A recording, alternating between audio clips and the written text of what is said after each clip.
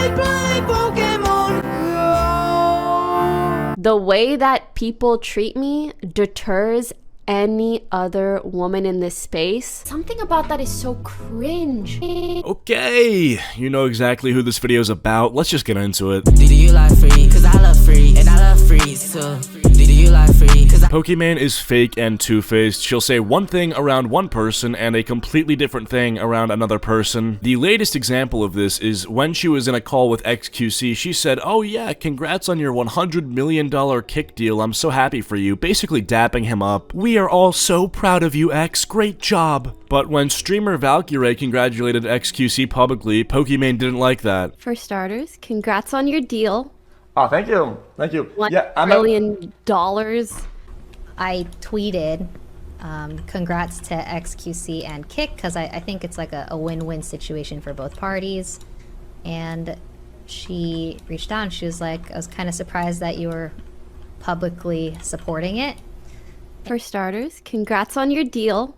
Oh, thank you. I'm not gonna lose sleep over Pokimane being a fake friend to XQC. That doesn't affect me whatsoever. But this image that Pokimane has of being Twitch's poster girl who can do no wrong, and anytime she's in drama, she's always the victim, it is so brain dead. Twitch and the general corporate gaming world props this woman up so much, it's mind-boggling. Not just because her content is pure hogwash, but because she's not even like that good of a person, dude. Now, this is not me taking the moral high ground or anything. You can criticize me for being a, I don't know, mean person on the internet, but you have to also understand that I'm also not making like $10 million a year and I'm not the face of any platform. You know, Twitch, the company that's literally owned by Amazon, a multi-billion-dollar company, they don't make cartoons of me.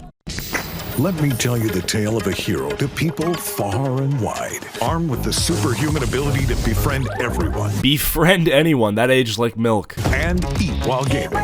She set out on a quest to spread joy and poggers across the land. You know, I do actually feel bad for making you guys watch this. Has she silenced a few trolls?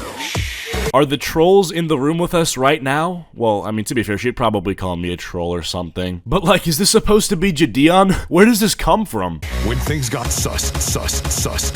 I am going to jump in front of oncoming traffic. BRB. Listen, my point here is that although she has this poster girl image, although she has all these followers on every one of her channels, and although it seems like she has good connections with the majority of Twitch streamers and she's well liked by the Twitch community, I mean, that is straight up fake. Now, if you actually watch her streams for long enough, you'll eventually see the clips where the mask slips, and the image of being this pacifist who can do no wrong eventually fades. But for the majority of people who only know her by name, they probably don't know that she's whack. I mean, look how passive-aggressive she gets when XQC asks her a simple question. You know something called like a roadmap?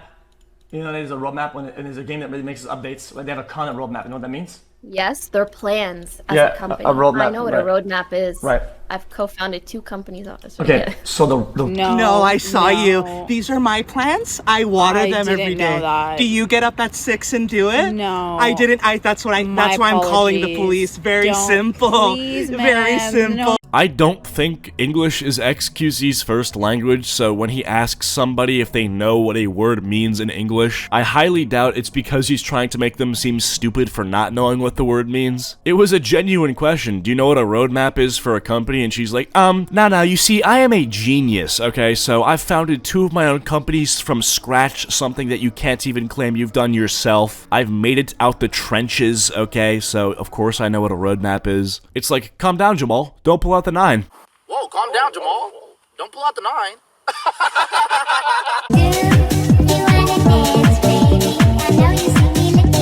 You know how earlier I said I don't want to make it seem like I'm going on my moral high horse? She loves doing that, you know, she sits on that moral high horse. If you do or say something that Pokimane disagrees with, well, she'll find a way to morally condemn you for it. Like, if you signed to Kick, it's because you don't have a proper moral foundation. Nope. No. Yo, is she stimming right now? What's with this motion? And it's not because I got like $10 million. It's just because I'm good as I am. Why would I compromise my morals and ethics for more money when I have money? Something about that is so cringe to me personally. Like, I understand, you know, if you need to make money, right? For me to do cringe shit when I have I can't. Like, ew. Yeah, moving to Kick, that's just some cringe shit. Like, you don't do that. You don't do cringe shit. You stay away from cringe shit. When things got sus, did she casually eat spaghetti?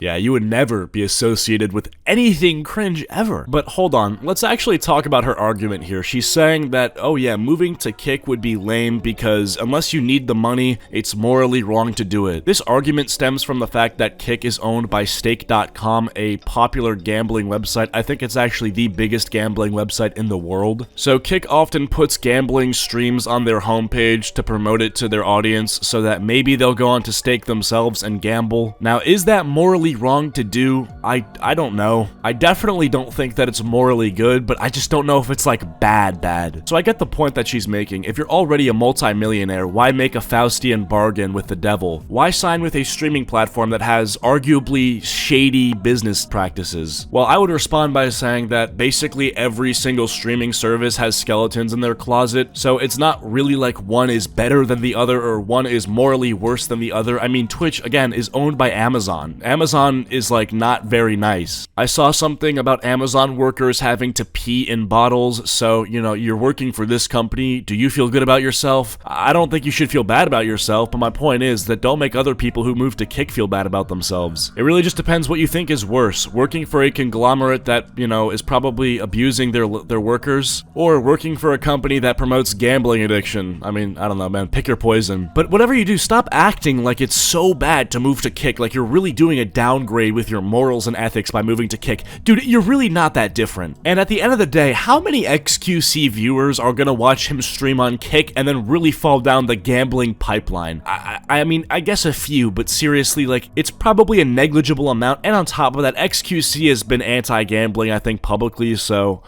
you can't really hold that against him. Can someone put this into words better than I can? It's almost embarrassing.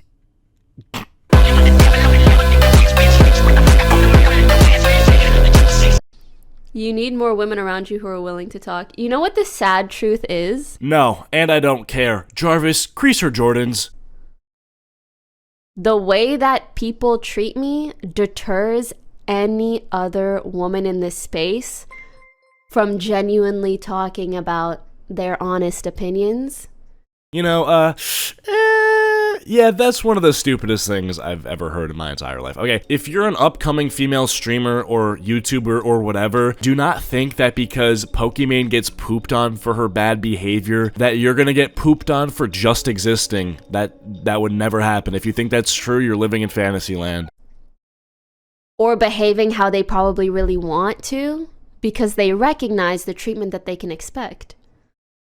Please tell me the treatment that you received that is so inhumane that you're basically a slave. You were treated like a slave. And that it's so bad that no girl can ever stream now because they are secondhand traumatized after what happened to you. Did you get swatted? Did the police come to your house and point a gun to your head? Or is it just that whenever you say something ridiculous, which happens somewhat frequently, people rightfully call you out on that and you get some backlash?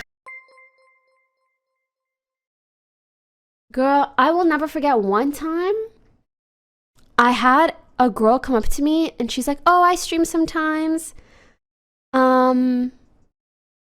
She basically said, she was like, but I'm way too scared to stream without makeup because I saw what people like did to you. And I was like, that's so fucking sad. The whole reason I stream like get readies with me is to show people like, girl, this is normal. The reason she brings this up is because all she wants to do is make it seem like those who criticize her not only dislike her, but dislike the idea of females succeeding in the streaming space in general, which isn't true for a single second. If you're a girl and you want to create content, go for it. Have fun, blow up, get famous, be viral, but just don't let your hero be Pokimane. But right now I think Pokimane has bigger fish to fry than a commentary video on her because she declared war on like 30 different gangs. Uh-oh. Oh! This ain't a milli rock, this a money dance, and my dick ain't hard, that's a 30 in my pants.